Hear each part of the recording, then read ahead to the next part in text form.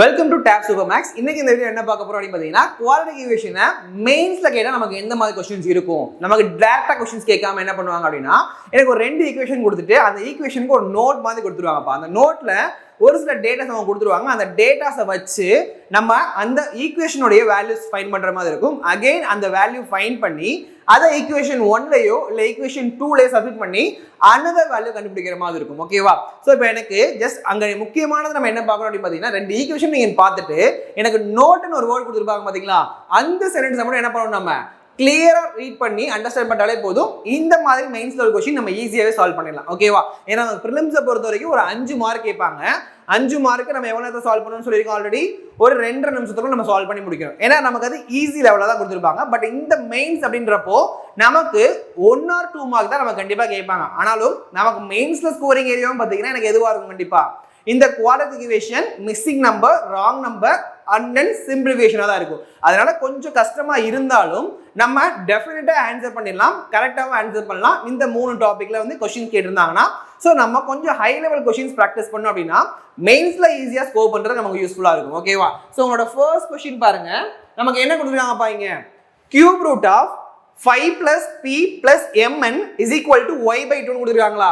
Again equation 2 பாருங்க, x square minus px plus 44 is equal to 0 கொடுத்துருக்காங்க. இங்க நம்ம முக்கியமா பார்க்க வேண்டியது என்ன அப்படின்னு பார்த்தீங்கன்னா, இந்த நோட் தான்.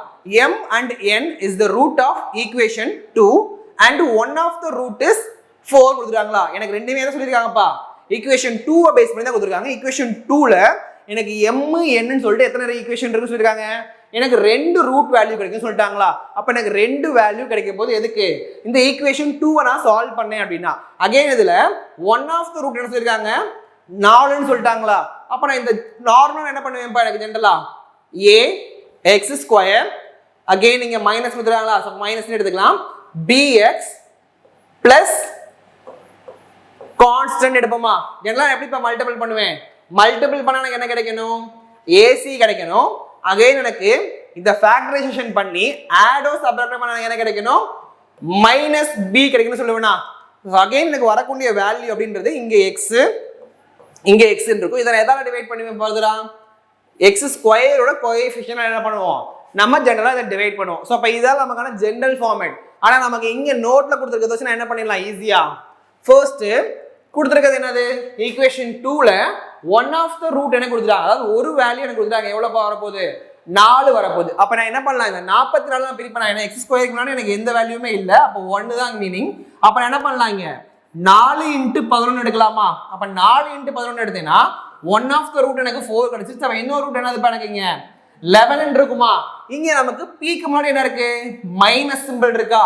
அப்ப ரெண்டையுமே நான் என்ன பண்ணிக்கலாம், பிளஸ்ன்னு எடுத்துக்கலாமா. எனக்கு இங்க p யோட வேல்யூ தெரியாது. அப்ப நான் மைனஸ் கொடுத்தா என்ன பண்ணிடுவேன், ரெண்டையுமே நான் ஜஸ்ட் பிளஸ்ன்னு எடுத்துக்குவேன். ஓகேவாப்பா?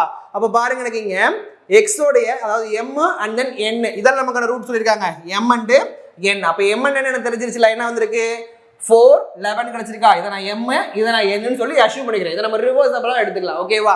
அப்ப எனக்கு m ன்னு தெரிஞ்சிருச்சு. அதை வச்சு நான் என்ன பண்ணிடலாம், இந்த m என்னோட வேல்யூ கண்டுபிடிச்சிடலாமாப்பா. இந்த m ஓட வேல்யூ எனக்கு தெரிஞ்சிடும். அப்ப அகைன் எனக்கு இந்த p வேல்யூ நான் கண்டுபிடிக்க முடியுமா. எனக்கு p வேல்யூ அப்படின்றது என்னது, இது ரெண்டையும் நான் கூட்டினா எனக்கு என்ன கிடைச்சிரும், p வேல்யூ கிடைச்சிருமா.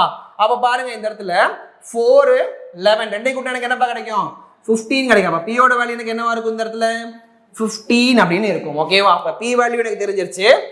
m/n ஓட வேல்யூ எனக்கு எவ்வளவுப்பா, 4/11. எனக்கு எது வேணா எனக்கு m இருக்கலாம், எது வேணா எனக்கு n இருக்கலாமா. இப்போ அதை வச்சு என்ன பண்ணிடலாம், இந்த ஈக்குவேஷன் 1 நான் வந்து டெரைவ் பண்ணிடலாமா. அப்ப ஈக்குவேஷன் 1 எப்படி டெரைவ் பண்ணலாம்னு பாருங்க. ஜெனரலா என்ன பண்ணுவேன், இந்த கியூப் ரூட்டை நான் ஈக்குவல் கொண்டு போனா என்ன ஆகும், ஈக்குவல் அந்த சைடு எனக்கு கியூபா மாறிடும். ஓகேவா?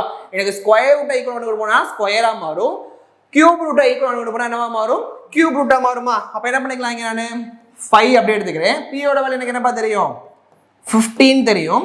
பிளஸ் m × n எனக்கு என்ன வரும், 11 × 4 எனக்கு எவ்வளவுப்பா கிடைக்கும், 44 is equal to y cube divided by 2 cube எடுத்துக்கலாமா.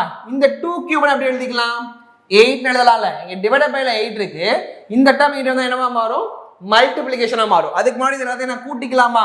இத கூட்டினா எவ்வளவு வருது, 5 + 15 20, 25 + 44 64 × 8 is equal to எனக்கு என்ன இருக்கும், y cube இருக்குமா. அப்போ y cube is equal to எவ்வளோப்பா இருக்கும் 64 into 8 512 இருக்கும். அப்போ 512 தான் y cube-னா y ஓட வேல்யூ எனக்கு எவ்வளோ இருக்கும் 8ன்னு கிடைக்கும். அப்போ எனக்கு y ஓட ஆன்சர் கிடைச்சிருச்சா இப்போ? ஸோ இனிஷியலாக நம்ம என்ன பண்ணியிருந்தோம், எனக்கு இங்கே எக்ஸோட வேல்யூ எனக்கு தெரியாது, பியோட வேல்யூ எனக்கு தெரியாது. அப்போ என்ன பண்ணுவேன், இந்த டேர்மை நான் ரெண்டாக பிரிக்கிறேன். ஒன் ஆஃப் த ரூட் எனக்கு 4 கொடுத்துட்டாங்க, இன்னொரு ரூட் எனக்கு என்ன வந்திருக்கும் 11ன்றது இருக்கும்.